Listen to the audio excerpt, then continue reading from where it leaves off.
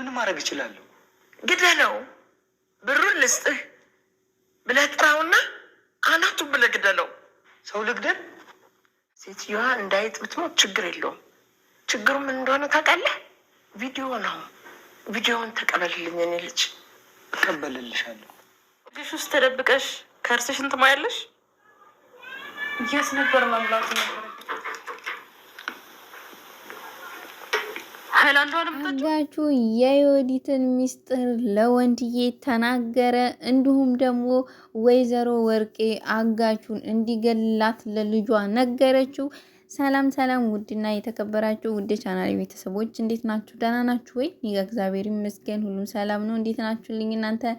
በመጀመሪያ እንኳን ለጥምቀት በዓል እንኳን በሰላም አደረሳችሁ። በዓሉ የሰላም የፍቅር ያድርግልን።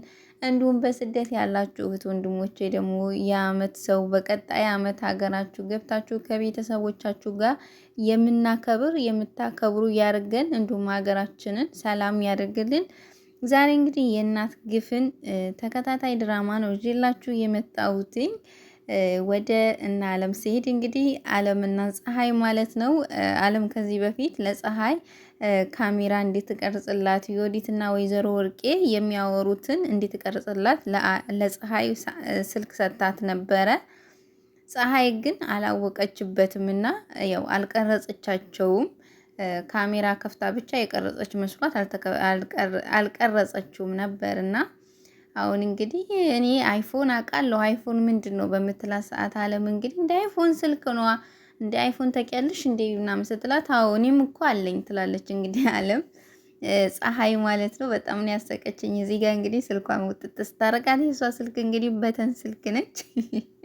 ነው ወይዘሮ ወርቄና እንዲሁም ደግሞ ዮዲት ስንመለስ እንግዲህ ዮዲት ደግሞ እናቴ ታመመች ብላ እንግዲህ አቶ ወንድዬ የእርግዝና ምርመራ ሊወስዳት በነበረበት ሰዓት እንግዲህ እናቷ በምትደውልላት ሰዓት እናቴ ታማለች እና እናቴ ማየት አለብኝ ብላ እንግዲህ ያው ሳትመረመር ቀርታ እናቷ ጋር ሄዳለች።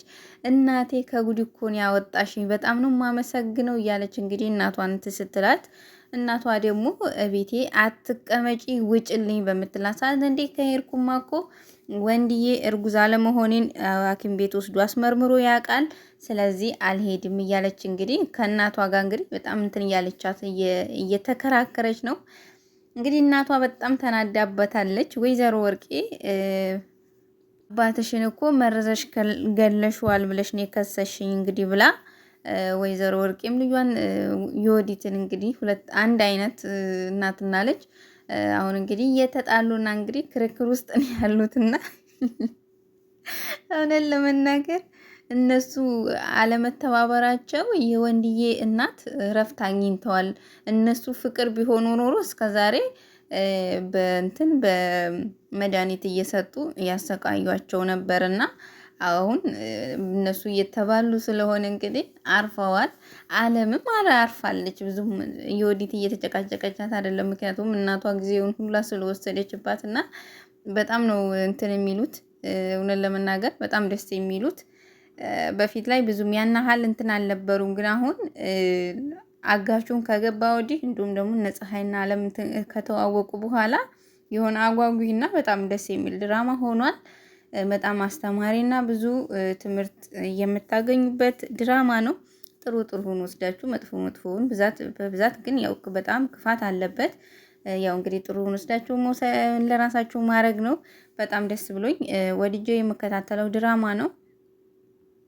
አስቻለው እንግዲህ የእናቱንና የእህቱን ግፍ ካየ በኋላ ይሄ 23 ሚሊዮን ያንሰዋል ነው የምትለኝ ይላል እንግዲህ አጋቹ አስቻለው እንግዲህ እውነት ለመናገር ይሄን ያደርጋሉ ብዬ አላስብም ነበር ብሎ እንግዲህ ላጋቹ ሲነግረው ጥቁር አልማዝ ወይም እንግዲህ አጋቹ ከአስቻለው ጋር እንግዲህ ይሄንን ፋይል ያዘውን እንግዲህ የዮዲትንና የወይዘሮ ወርቄን ጉድ ሚስጥር ማለት ነው ወይ ለፖሊስ እሰጣለሁ ወይም ደግሞ አንተ ግዛኝ እያለው ነው እንግዲህ ይሄ ሁላ በጣም ብዙ እኮ ነው። 23 ሚሊዮን እና 23 ሚሊዮን እንስጥ ሲለው አይ ያንሰዋል፣ ለዚህ ሁሉ ግፍ ብሏል። እንግዲህ አጋቹ ወይ ካልሆነ ደግሞ ለእህት ባላሳየውና እሱ የሚገዛኝ ከሆነ ለሱ ሸጥለታለሁ፣ እሱ ካልገዛኝ ደግሞ ለፖሊስ እሰጣለሁ ብሎ እንግዲህ ላስቻለው ነግሮታል። ላስቻለውም ቀጥታ ወደ ቤት ሄዷል።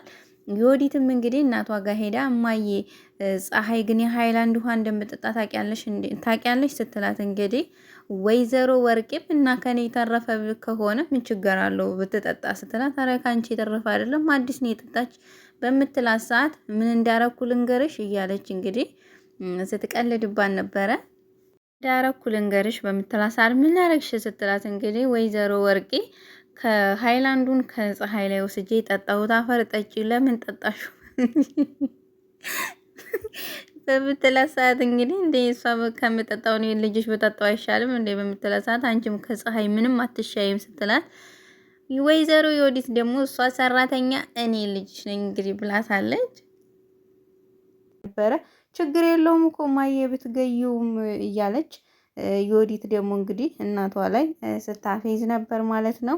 እናትና ልጅ አንድ ማለት ነው። እና አለምና ፀሐይ እንግዲህ ስንመለስ ፀሐይ ደግሞ ለአለም ደውላላት የዮዲት አባት ምን ሆኖ እንደሞተ ግምች ትላታለች። እንግዲህ ፀሐይ ማለት ነው።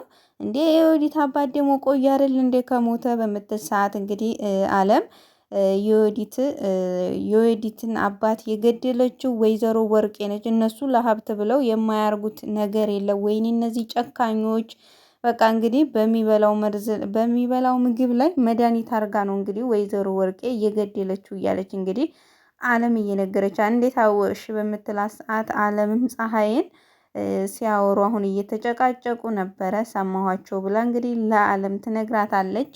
እና እንዴ እና ታዲያ ወይዘሮ ወርቄ ታማ የለም እንዴ በምትል ሰዓት አለም ኧረ አልታመመችም ቁጭ ብለዋል ምናምን በምትል ሰዓት እንግዲህ ቆይቼው እደውልልሻለሁ ብላ እንግዲህ ወንድዬ ጋር ሄዳ እንዴ ወንድዬ ዮዲት የት ሄዳ ነው ሐኪም ቤት አልሄዳችሁም እንዴ በምትል ሰዓት እንዴ የዮዲት እናት እኮ ወይዘሮ ወርቄ ታማ ዮዲት እናቷ ጋር ሄዳ ልጠይቃት ሄዳለች በምትል ሰዓት እንግዲህ ፀሐይ ያልኩኝ አለም ማለት ነው።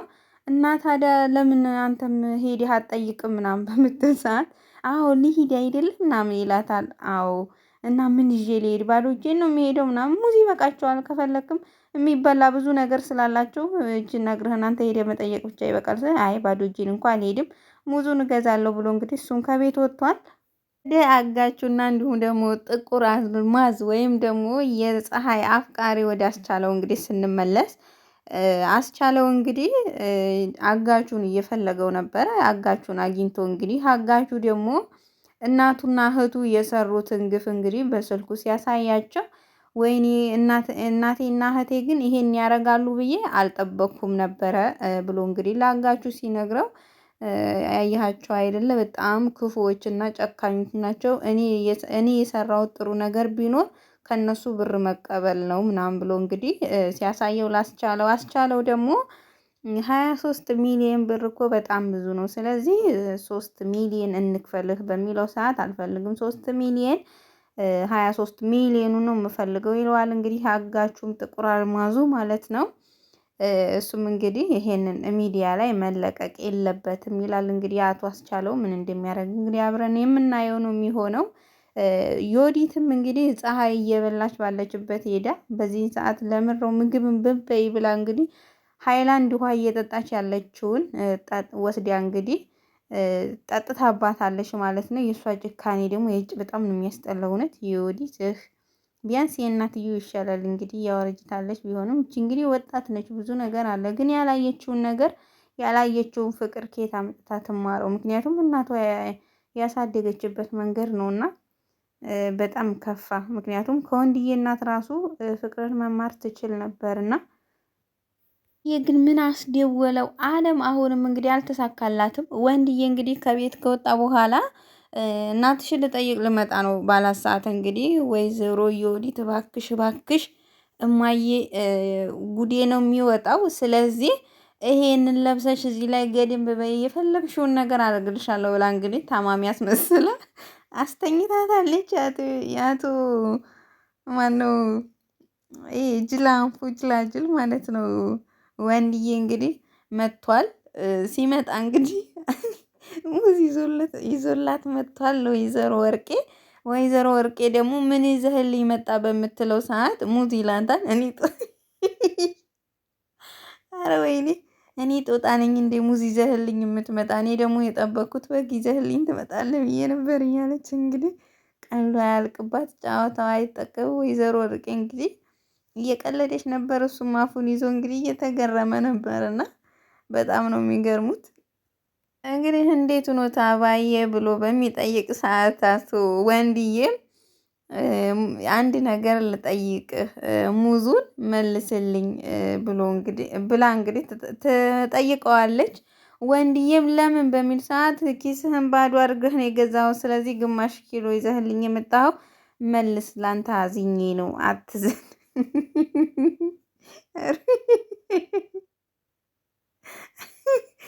ሩዊና እውነት ለመናገር እሱም እንግዲህ አቤት አቤት ወርቅዬ ማለት ነው። እና እንግዲህ አሁን ያንተን ኪስ አውቀዋለሁ፣ ንፋስ ቢመጣ ኪስ ውስጥ ገብቶ ይዞህ ነው የሚሄድ እያለች እንግዲህ ወንድዬ እየቀለደችበት ነበረ።